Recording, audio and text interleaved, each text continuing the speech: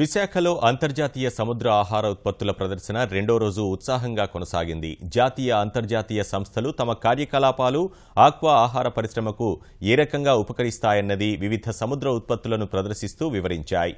నేడు సామాన్య ప్రజలు ఈ ప్రదర్శనను తిలకించే విధంగా ఏర్పాట్లు చేశారు. విశాఖ వేదికగా 20వ భారత అంతర్జాతీయ సముద్ర ఆహార ఉత్పత్తుల ప్రదర్శన అట్టహాసంగా జరుగుతోంది. ఇందులో విదేశీ సంస్థలు, దేశీయంగా ఆక్వా రంగంలో పేరొందిన సంస్థలు కొత్త సాంకేతిక విధానాలతో కూడిన అంశాలను ప్రదర్శనలో ఉంచాయి. స్టాల్స్ సందర్శనకు రెండో రోజు ఆహ్వానితులు పెద్ద సంఖ్యలో తరలివచ్చారు. ఆక్వా రంగంలో వస్తున్న నూతన పద్ధతులు, కొత్త యంత్ర సామాగ్రి, శీతలీకరణ చేసే విధానం, తక్కువ మందులను ఉపయోగించి రొయ్యలు, చేపలు వంటి వాటిని సాగు చేసే తీరును తెలుసుకునేందుకు ఇది ఒక చక్కని వేదికని పరిశ్రమ నిర్వాహకులు చెబుతున్నారు.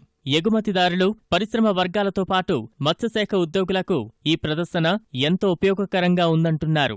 మంచి పరిణామం ఏంటంటే మన రైతులు, ఏజెంట్లు ఇక్కడ జరగడం వల్ల, దగ్గరలో ఉండటం వల్ల వాళ్ళు వచ్చి అన్నీ చూసి చాలా ఆనందపడుతున్నారు. వాళ్ళు చేసిన ప్రొడక్షన్ అంతా ఎక్కడికి వెళ్తుంది, ఏ దేశాలకు వెళ్తుంది, ఎలా ప్యాక్ చేస్తారు అన్న విషయం తెలుస్తుంది.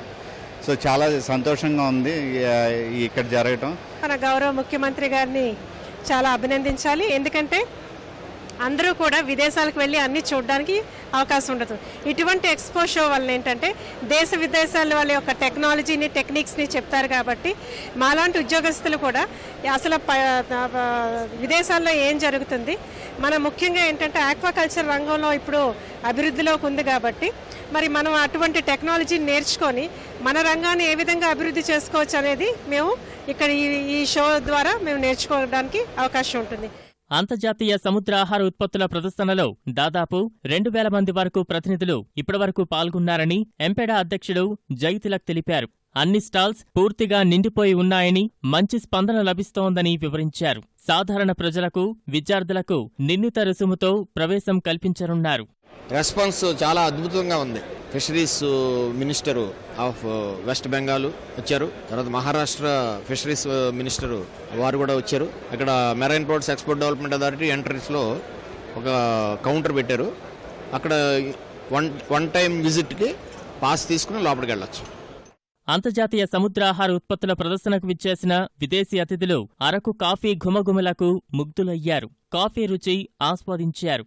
గిరిజన సహకార సంస్థ ఏర్పాటు చేసిన అరకు కాఫీ స్టాల్ వద్దకు దేశ విదేశాలకు చెందిన ప్రతినిధులు వరుస కట్టారు. ప్రత్యేకంగా ఏర్పాటు చేసిన ఈ స్టాల్ వద్ద గిరిజన వాతావరణం ప్రతిబింబించేలా గిరిపుత్రుల బొమ్మలను ప్రదర్శనగా ఉంచారు. కాఫీని తాగేందుకు వచ్చిన వారంతా ఆ బొమ్మలతో సెల్ఫీలు దిగుతూ కాఫీ విత్ సెల్ఫీ అంటూ సందడి చేస్తున్నారు. 2 రోజులు భారీగా కాఫీలు, షర్బత్లు అమ్ముడుపోయాయని, కాఫీ తాగిన ప్రతినిధులు అద్భుతంగా ఉందంటూ ప్రశంసించారని జీసీసీ ఎండీ రవిప్రకాష్ తెలిపారు. I like the coffee a lot. I feel the taste is very nice and also it gives me Araku valley coffee అనేది జీసీసీ ప్రమోట్ తీసుకున్న తర్వాత జాతీయంగా, అంతర్జాతీయంగా కూడా చాలా పాపులర్ అయ్యి ఈ లాభం అనేది ఒక సాధారణ గిరిజన రైతుడికి అనేది లాభం చెందడం జరుగుతూ ఉంది.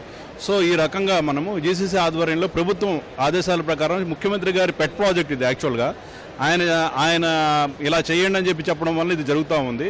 దీనివల్ల పూర్తిగా ఇది సక్సెస్ఫుల్ అవ్వడం వల్ల గిరిజన రైతు అనేవాడు అభివృద్ధి పదంలో దూసుకుపోవడం అనేది జరుగుతూ ఉంది.